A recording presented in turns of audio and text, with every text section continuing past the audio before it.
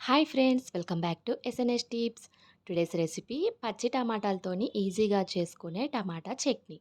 ఈ టమాటా చట్నీని ఎలా ప్రిపేర్ చేసుకోవాలో వీడియోని స్కిప్ చేయకుండా చూడండి. ఎప్పుడు పండిన టమాటాలతోనే కాకుండా ఇలా ఒకసారి పచ్చి టమాటాలతోని కూడా ట్రై చేయండి. వేడి వేడి అన్నంలో చాలా బాగుంటుంది. ముందుగా టమాటాలని తీసుకోవాలి. ఇవి హాఫ్ కేజీ కంటే కొంచెం ఎక్కువగా ఉన్నాయి. ఈ టమాటాలని 2, 3 సార్లు వాష్ చేసుకొని ఇలా కాటన్ క్లాత్‌లోకి వేసుకొని తడంతా పోయేలాగా పక్కన పెట్టుకోవాలి ఒక హాఫ్ అన్ అవర్ పాటు. ఇలా తడంతా పోయిన తర్వాత మాత్రమే వీటిని కట్ చేసుకోవాలి.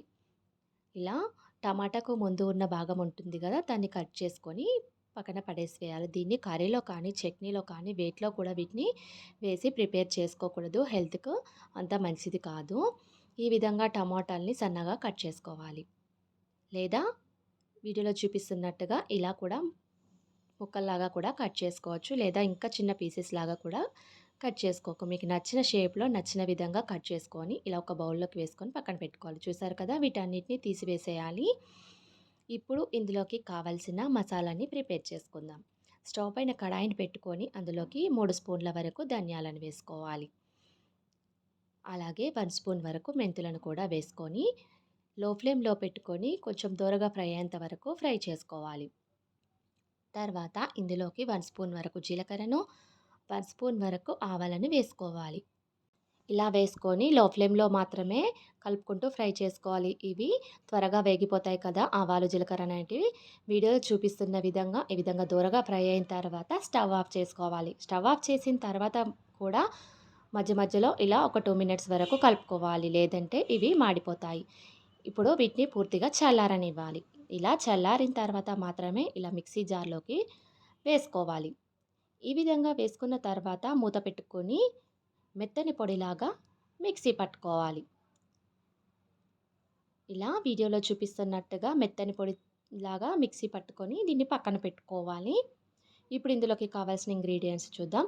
ఒక పావు కప్పు వరకు సాల్ట్‌ని, హాఫ్ కప్పు వరకు కారప్పొడిని, అదేవిధంగా ముందుగా పట్టుకున్న మసాలాని, కొన్ని వెల్లుల్లిపాయలు చట్నీలో వేయడానికి, మరికొన్ని వెల్లుల్లిపాయల్ని పోపులో వేయడానికి మనం దంచి పక్కన పెట్టుకోవాలి. ఇప్పుడు ఇందులోకి మనము ముందుగా సాల్ట్‌ని వేసుకుంటున్నాము. ఈ విధంగా సాల్ట్‌ని వేసుకోవాలి. తర్వాత ఇందులోకి మనం మిక్సీ పట్టిన మసాలాను కూడా యాడ్ చేసుకోవాలి.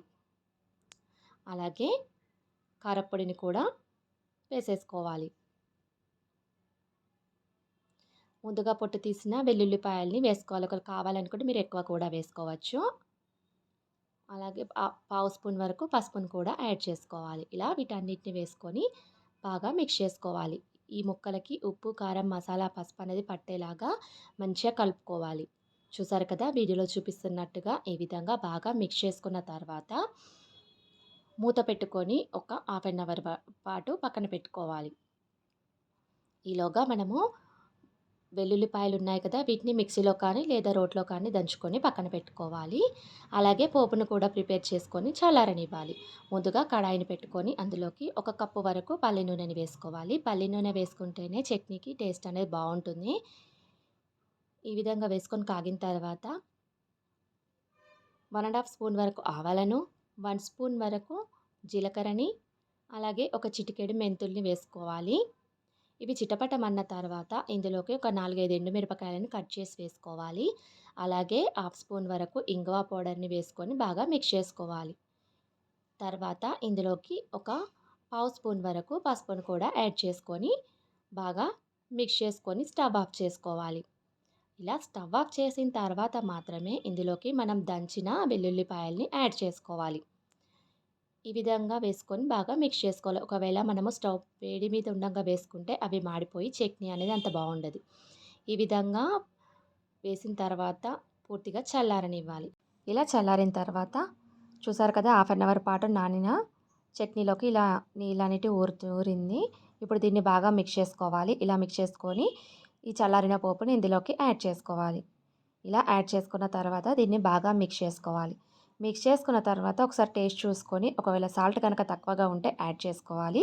కారం తక్కువగా ఉన్నా యాడ్ చేసుకోవచ్చు. సాల్ట్ తక్కువగా ఉంటే చట్నీ త్వరగా పాడైపోతుంది, బూజొస్తుంది. కాబట్టి కరెక్ట్ ఉండేలా చూసుకోవాలి. ఇలా ప్రిపేర్ చేసుకున్న చట్నీని ఫ్రిడ్జ్‌లో స్టోర్ చేసుకుంటే 20-25 డేస్ వరకు నిల్వ ఉంటుంది. దీన్ని వేడి వేడి అన్నంలోకి వేసుకొని సర్వ్ చేసుకోవాలి. అంతే ఎంతో టేస్టీ అయిన, హెల్తీ అయిన టమాటా చట్నీ రెడీ అయిపోయింది. ఈ పచ్చి టమాటా చట్నీ వీడియో మీకు నచ్చినట్టయితే తప్పకుండా లైక్ చేసి, షేర్ చేసి, సబ్స్క్రైబ్ చేయడం మాత్రం అస్సలు మర్చిపోవద్దు. Thanks for watching.